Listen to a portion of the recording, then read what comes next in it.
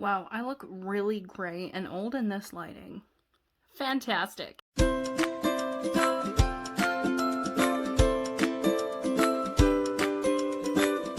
Hey everyone, how's it going? And in today's video, we're going to be doing a cheek gash.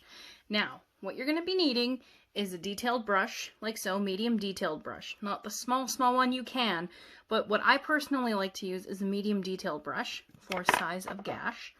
Fake skin wax, and a bruise wheel. Now, you can use any kind of bruise wheel. What I'm going to be using is the Ben Nye bruise wheel.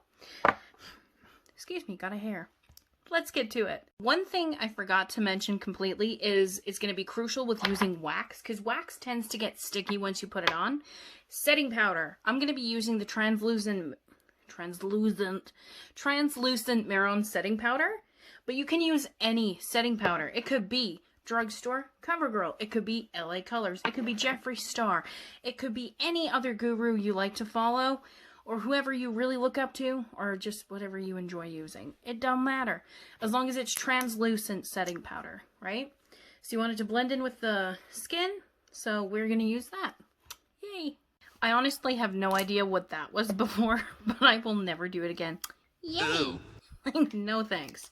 So we're going to open up the putty, and what you want to do is make sure that the the area of your skin you're going to be using is clean and definitely dry, because if you're using putty on a piece of your skin that's a little bit wet, it's not going to work. So let's get our face skin, and you're going to want to make sure it's like a decent gob, because we're going to be making quite a deep gash. So spread it onto the cheek. Grab as much as you'd like to use. I am always the generous blend. I'm like one of those girls who's like, go big or go home. But it's true. So, again, with the gob, right on the cheek. And you're just going to want to blend that into your skin, like so. When using face clay, my gosh, wax, what you're going to want to do is blend the edges of your wax. See how it blends right into the skin? And then from there, because it is sticky, as we see, that's why we need the powder. Because otherwise, when you make a gash, it's going to just right onto your tool. Which I've done in the past many, many times. To the point where it's embarrassing, so I'm not going to admit the number. So we'll just blend that in. And I know that there's a massive lump right here, but that's where the gash is going to go. You'll see later. It looks kind of silly, but we'll just finish blending this in. And now we'll get to the powdering. Interesting. Okay. So for myself, I'm just going to be using one of these floofy little applicator brushes. I don't know what they're called, and I'm not going to lie and pretend that I do. So now that it's applied with our powder, we'll just pat it on. With this specifically, because it is so sticky, it's important not to swipe. Because if you do swipe and you're not using enough powder, like I've done the first, 876 times, but who's counting? It will smear and it's going to get ugly. So let's apply more. There. And if it looks kind of patchy, like so, see, it's starting to blend and look like the skin. There we have it. And you just want to, so now that it's like to the touch and it's soft, now you know you're okay. So now that we're all powdered and ready to go, what I did was I just smeared my entire fake cut across my face. And then once that blends in, what I took was actually the end of a makeup brush, which I'm sure you have other things you can use, but I used the end of my little makeup brush, and I just took the pointy end and went right into my skin like so. And what that's going to do is cause what looks like an empty little skin lesion. Look at that. Woo!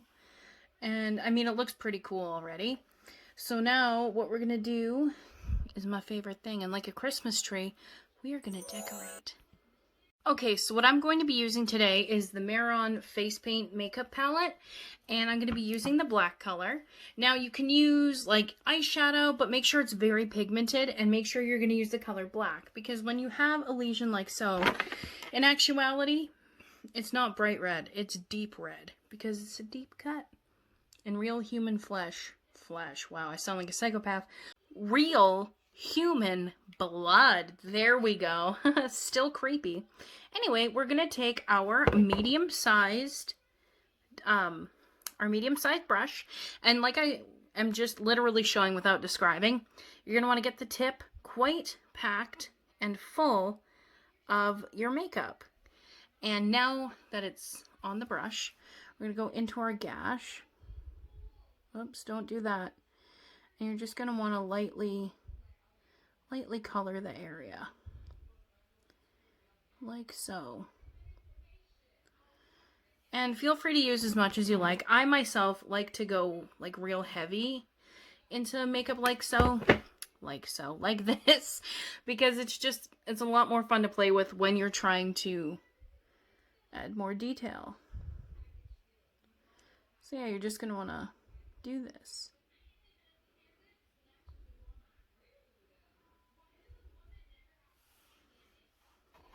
Let's fix. Okay, so now that our gash is all colored in with the deep area, the deep cut with black, what we're going to grab now is our bruise wheel, and we're going to go around the ends of it, or around the very edge of said gash, with the brown color on the bruise wheel. Now, if you don't have a bruise wheel, again, you can pull out any type of palette you have, and you can use the color brown in it, and again, the color black in your said palette, because what you're going to want to do is add that realism. And with powder, you are going to have to use twice as much, because with a makeup like this, it is made for like deep pigmentation and deep cuts of realism like this. So we're going to get our brush, and we're going to use the brown color, and we're just going to really generously fill our brush. Now you want to go around the edges, but we're going to just pat. So we're just going to lightly pat like so around the edges of our cut, because blood, when it dries, as we all know, turns brown.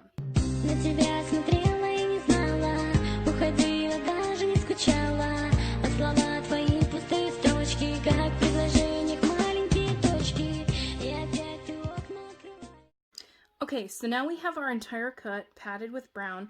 When it comes to the detail of getting it right on the edge, don't worry about it, because that's where we're going to add a bit of our red and a bit of our fake blood, right?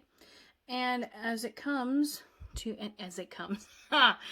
is with anything else that's like a real gash, nothing is perfect.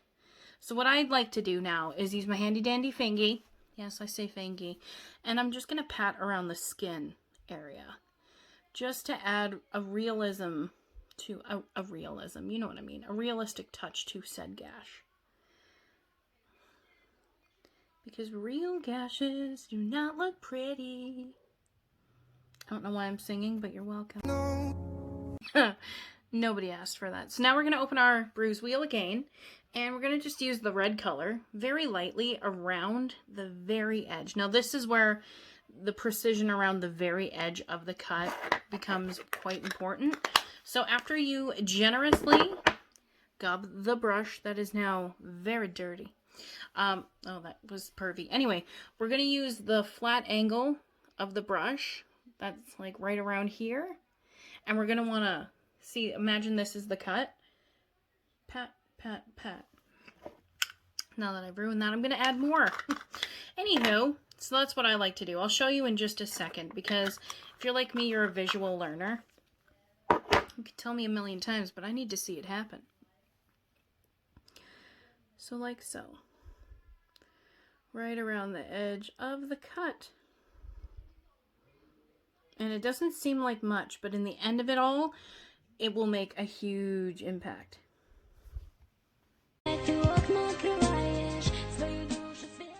So, now that we've added the red to our cut, if I back away, you'll see the slight agitation on the skin, which is exactly what we want with this look, with the red that we used on our brush. Now comes the fun part, the fake blood. So what I like to use in the very center of all of my gashes and cuts is the Marron coagulated blood. Now, if you don't have this and you want to make your own, simply make it with a cup of cornstarch, either light or brown. I suggest brown because blood is quite dark. So I would use that. And then it'll ask for like 2 teaspoons of cornstarch. Use a tablespoon and a half, because if you're making coagulated blood, what you want is a thicker substance like so. So And then you want to add like maybe a teaspoon of water to that. And a shitload of food coloring. What I use, I got it off of Amazon, is Christmas Red food coloring. And it's not the stuff that's no taste. It is in a jar like this. A plastic jar for like $16. It's real good. I suggest that because then you don't need any chocolate syrup with it. And it makes perfect fake blood every time. Which is what I have in here. Minus all the cornstarch in there. Like, because it's not coagulated blood. This is drippy blood. And that's what I use. Christmas Red, cornstarch, and a wee tiny bit of water. And anyhow, now that we want to take our application brush and put it into our stickier blood. And you want to add about a generous amount like that. And we're just going to pat it very lightly into the gash. Right there like that. And that's what we're going to want to do alongside the entire cut. So let's get...